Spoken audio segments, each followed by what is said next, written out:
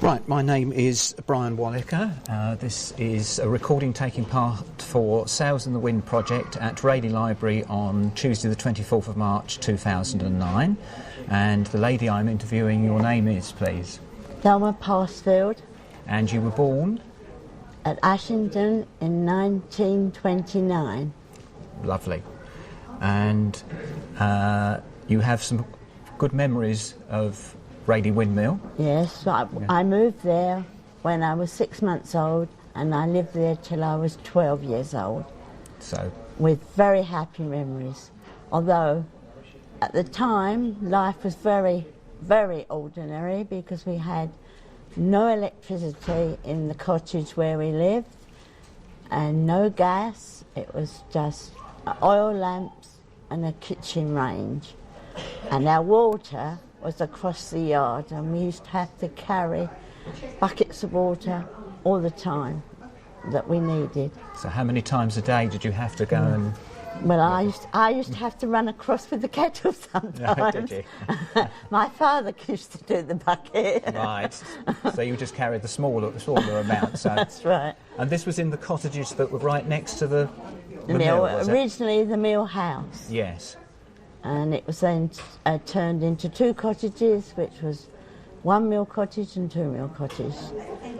And we lived in one half, and the family by the name of Jiggins lived in the other half, which are very local people too.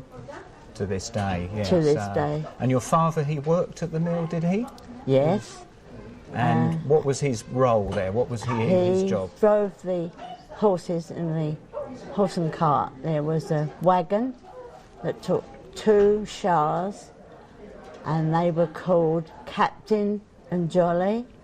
And then there was two Suffolk punches that used to go in the tumble cart, mostly. Sometimes they were in the wagon. And my father used to have to look after them full stop. And did the rest of the family get involved with looking after them as well? Yes, on Sundays, my brother and I, we used to get up Sunday mornings. Well, it used to be every other Sunday because there was another cartman there that lived down London Hill into wooden cottages, and he drove the carts as well. Mm-hmm. So they used to have to take it in turns to feed them on a Sunday. Oh, I see. Well, a Sunday my father used to feed them. My brother and I used to go with him. We used to get up very early to go. What sort of time did you get up?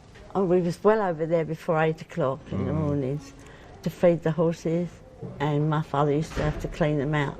But there was, the stables were originally, I would say, the actual working part of the mill. I see. Because they were built like granaries. Uh-huh. And of course then the new ones were built, so presumably they were turned into stables from, it was originally like where they would have done the... So they were stables there when you first went to live there, were That's they? right. Yeah, so. And there was a mill granary. Then later on they built on the end of there, if I remember. But there was also another stable, which would have been the original stable, which would have taken two horses, but it was only used for one horse there at a point, but that was not for long. And the other part was put hay in it, and that was like a wooden tarmac sort of building. So I should say that was the original stable. I see, yeah. Yeah. And then across the other side, opposite the stables, was what they called the hay shed. So they kept all the hay, and in between the hay shed and the stables, they used to put all the horses' manure in the middle and make like a haystack of it. Then it obviously went to the farms. I see, yes. Yeah. So quite a lot of buildings surrounding the mill then, really. Quite a lot going on, yes. Not just the mill itself, so... Yeah, and then, that's right. It was a big... Well, it was very derelict looking because it was old.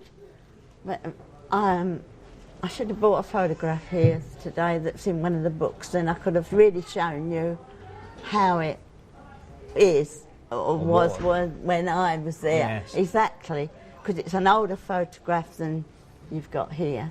And did you go into the mill itself quite a lot? Was it something that we wasn't allowed to go in the actual mill. Really?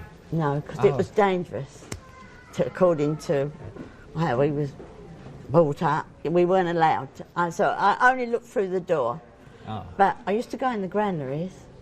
Right. So you never got a chance to actually go in the mill itself? No, when you so were I living didn't there? go in there till they've opened it up recently. It was my Really? first time going up. All those years that you'd lived, well, right next to it and certainly near all I it. could see was in it, working. Like, you see, because I think that like the sacks used to go up through, didn't they? They used to grind it, and because the engine room was at the side. Right. Yeah. So. Yeah. Oh, that's really.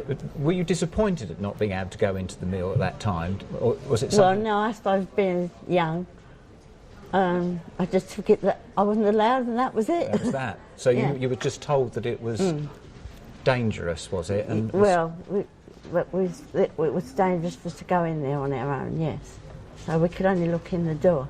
But it was still a working mill. Because it was working, and when it wasn't working, because it was closed up anyway. So. Yes. Yeah. And so you lived there until 1941, was it? Yeah. You said.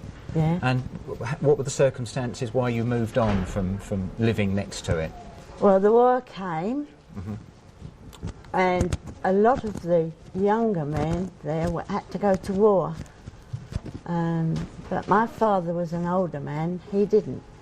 But he left there and he went to work up at Stratford in the boilermaker trade, and he worked there for the rest of his life. Right. Because it was kind of a war work that they done there. Another uncle took him and got him there because it was more money for a start. Oh, I see. Yeah. And was his job coming to an end then with the horses and? Well, I think it would have done, because they had bought a lorry in, and one of my uncles drove that lorry. Ah. My mother's brother, that drove the lorry, and two of the other brothers worked in the actual mill. I've got a photograph of an uncle.